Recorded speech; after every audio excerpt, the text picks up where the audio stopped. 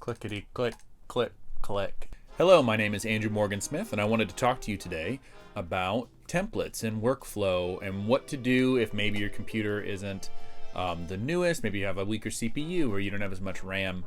And I wanted to talk about how I deal with that, or maybe even it's a traveling setup. So maybe you have a bigger setup at home, but you need to go on the road or something. So let's get into it.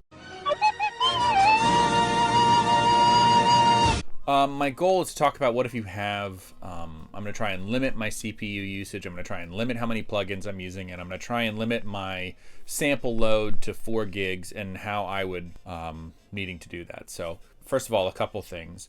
If you're working in video, always run at 48K 24-bit rather than like the 44.1 that you would on an album. Film and media projects run at 48K. And if you don't do that, like over time, you'll lose the sync. So your audio at the front of the movie won't sync with the audio at the back of the movie. So the way I deal with these setups is I'm going to have different templates for different genres or styles. So if you're going to do a John Williams piece, then you have that template, or a more legato piece, maybe you have another template, action track, something else, hybrid orchestra stuff. So that way you're not having to load everything every time, right? Because I was getting some messages saying, oh, every time I go to write, it takes me an hour to start up because I don't have a template or don't have a setup, which is what you want to avoid, right? You want to have some kind of workflow that allows you to say, I start up, I open my file, here's my basic template for an action cue, and then I tweak that and get it to where I want to. Or another thing that I encourage you to do, if you have a cue you really like, if it's a commercial or an action cue you've already done, just use that as a template. Duplicate it, open the duplicate one, delete everything out of it, and now you have an action template that you can tweak and do what you want with. Let's turn to the computer, shall we?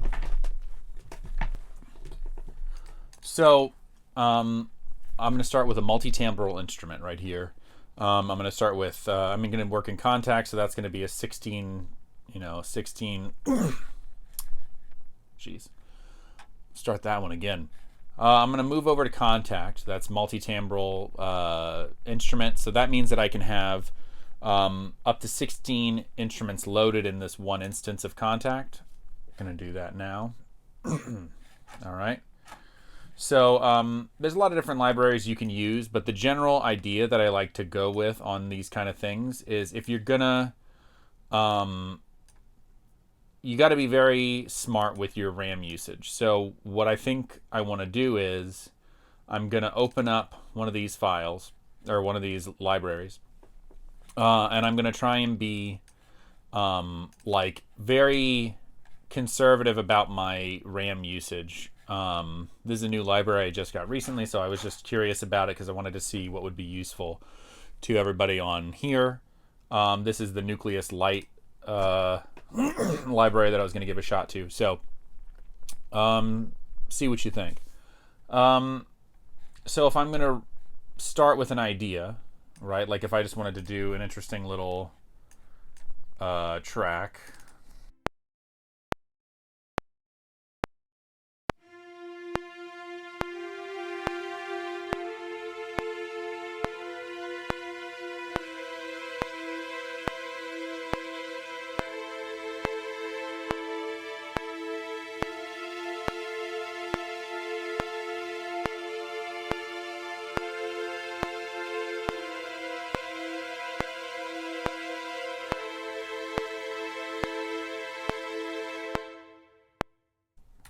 All right, so I just captured record, which I have automated. I really like to use that rather than just hit the record button. But I'm gonna do my automation now. Which I'm using, by the way, I'm using CC1 and CC11, so something to consider. You need to always be moving with CC1 and CC11 with samples to kind of give them some breath, give them some life. Do that real quick.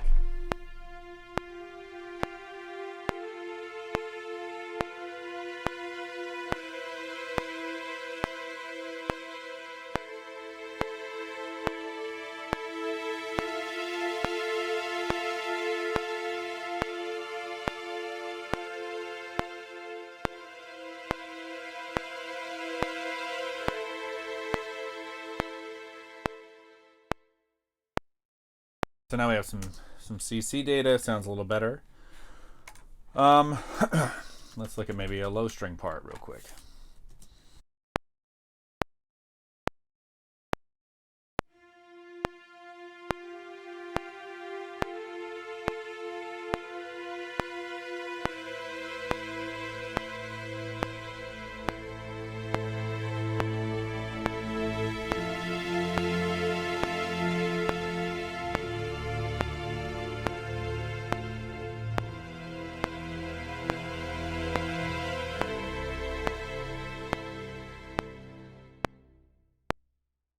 So, and the next thing I would try and do is any kind of lead line, you may want to find a sample that would allow you to double something with a legato line. So, if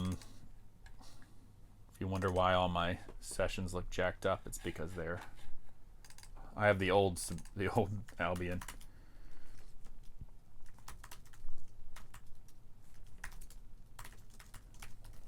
All right, so I'm going to turn off. So this is like the loaded stuff right here.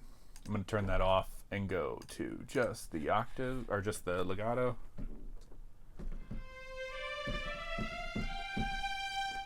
Right, so I'm going to look at this and I'll do a quick pass.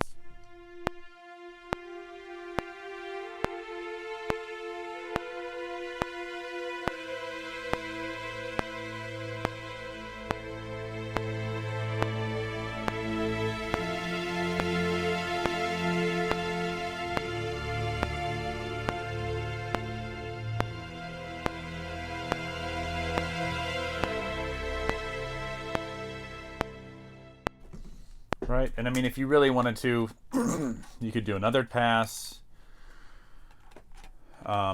This is where, you know, resources, you want to check what your resources are going to be and figure out where you need to be sitting with all this, right? So if you're doing just strings, maybe you have more leeway, you know what I mean? But what if you're doing other things? If you're going to have woodwinds and brass and all these other things, then probably you don't want to do too many passes. Let's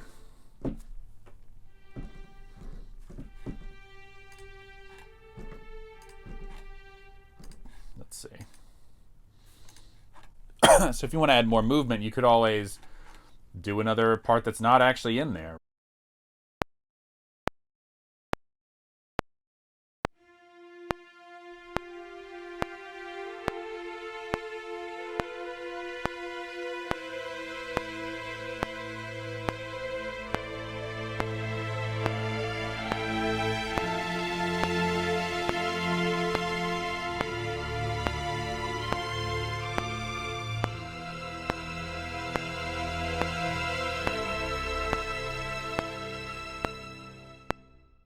Kind of more of a violin one part, but you know, whatever.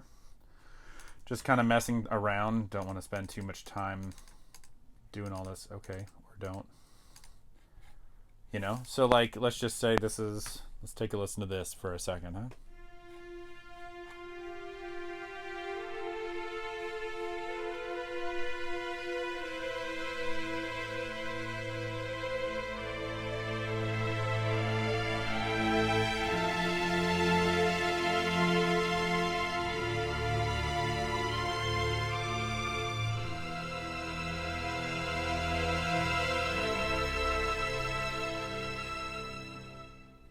All right, cool. So what you might consider doing, I mean, we can do little pans to try and, these are basically recorded in place, so like you're hearing these mostly on the left, right? So like, because violins would normally be on your left in an orchestra.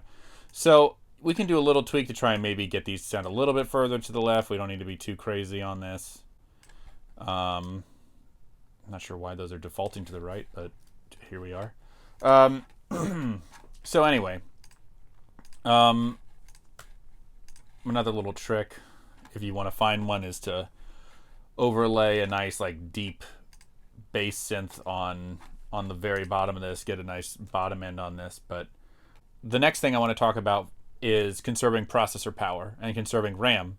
So these libraries sound pretty good together. They don't sound bad. So what you might want to do though is have a reverb that kind of helps bring everything back together. So if you wanted to conserve processor power and you needed to unite these tracks, these sound pretty good together. They both were recorded in a pretty big room. They both have reverb on them that seems like it'll work. But if you needed to add more verb, you want to go to bus. I always like to set in pre-fader because that is a way more reverb, makes a huge difference. And I'm just going to use one that comes with Logic. So we'll use like Space Designer. And let's see here. Let's just use a big hall, and I'll turn off all the reverb on here just so we can kind of get the best possible version of all this, so you can kind of hear what I'm talking about. So I'm just loading close mics and turning off the tree mics, so let's hear it on those.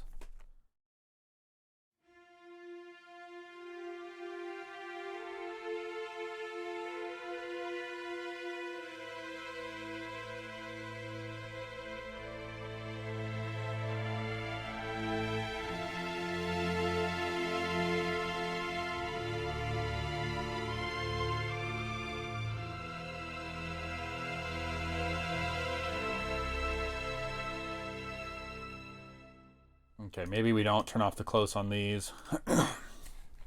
You could even keep the reverb on if you wanted to, but I'd rather try it without it.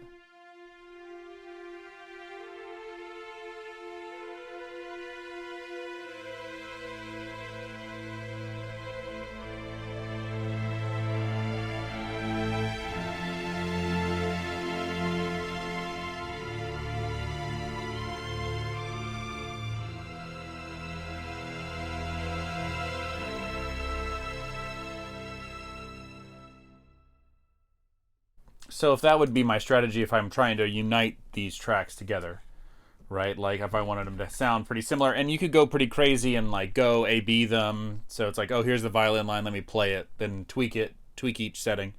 But we don't, the goal isn't for that. The goal is that we have some kind of decent sounding situation pretty quickly. So the trick being, write with ensembles, even on staccato notes. Or some of these big patches, so that way it saves you some processor space. I think generally legatos are overused. Like, yeah, the legato sounds great from whatever library it is, but players are, using bow changes and they're rearticulating notes all the time. It's just all about how you make it breathe with CC1 and CC11. At some point, I'll have to go more into detail about all that stuff. So another thing to briefly talk about is, say you're running out of space on your setup, which like I don't think you would in a 4-person, like a 4-line setup, right? Like, oh, this won't be a big deal, I mean, we're barely using any RAM right now. We're not even really using that much processor power. Obviously, I'm on a bigger computer, so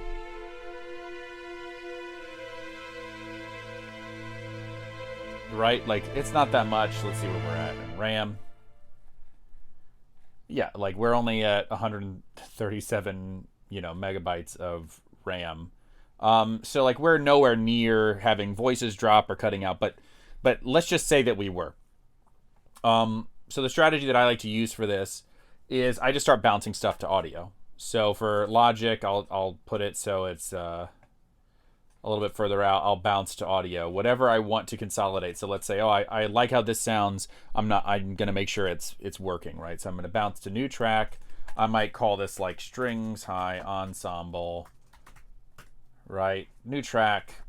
And now this is saving some processor power if we were getting really overwhelmed. And if you were really getting, say you're just like slammed and you're working on a really big track, you could always program things separately in like a different template, which I'm not a huge fan of doing that, but you could always disable, right? Like you could always disable, and now all this is, not going to be as big of a deal, because now you're only doing 3 tracks, right? So something to keep in mind whenever doing these like low RAM templates is exporting to audio. So, but then once you do this, you just need to go save this as a template on Logic or whatever the project you're using. This will be my strings pastoral template, or this will be my action strings template, whatever the thing is. So the legato layering that I used on this would work on anything. So if you want to have a cello lead line, you load a legato cello patch, and you have the legato cello patch play over the strings. If it's a woodwind line, the same way. Same thing with brass. Oh, it's a solo trumpet. I want the solo trumpet to run that way. And honestly, like I use the ensemble patches all the time on stuff I write. So do not be afraid to do that. It's not cheating. It's not whatever. It'll be fine. I hope that's all useful, and hopefully I didn't ramble on too long, and I hope that this makes sense. So while we're all under quarantine and everything, and you're on stay-at-home orders, unless you have to go out to work, write something every day. Write as much as you can. So, cool. I'll talk to you later.